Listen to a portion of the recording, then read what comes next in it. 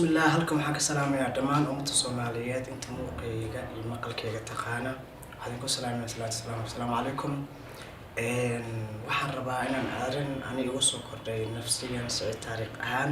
inaan la wadaago dhamaan ummadda Soomaaliyeed dhamaan Soomaali weyn waxaan rabaa arintii aad igu ogeedeen ee fanka inaan soo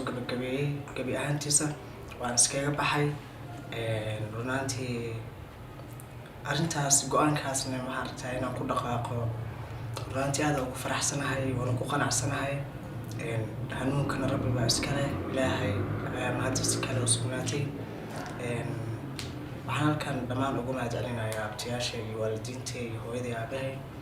mar walba waan ka codsan jirnay inay duceeyaan aad maaragtay runtii iyagana ku farxi doonaan inta wanaagga jecel runtii aan aad ugu faraxsanahay aad baan idin salaamayaa dhamaantiin aad u mahadsantiin waxaan rabaa inaan idin ka codsado asxaabtayda qiimaha badan oo muddada fanka ku soo wada jirnay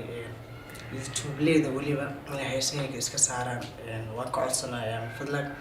ilaahay dartiisa ayaan uga baxay fankan idinkana waxaan idin ka codsanayaa ilaahay dartiisa inaad maaragtay iga saartaan YouTube-yada heesahayga ku jira oo maaragtay ilaahay maaragtay meel kale idinka siiyo idinkana idin leeyahay waxaan kaloo idin ka codsanayaa dhamaan gaarsiisaan asxaabta u share gareysaan horta maalinta fanka soo galay cidaan kala tashtay ama aan inta soo fariistay fanaa soo galay aan dhahay ma jirto maantana sababta igu kaliftay inaan video idin soo duubo waxay tahay horta qof aan ka warheynin inaan fanka ka baxdaa maybe waxa dhici karto inuu xaflad kuga casuumo aroos sidoo kale ama show soo markiina idin soo duubo videogan sababtaas ay igu kaliftay aad noo maasantiin waxaan idin ku codsanayaa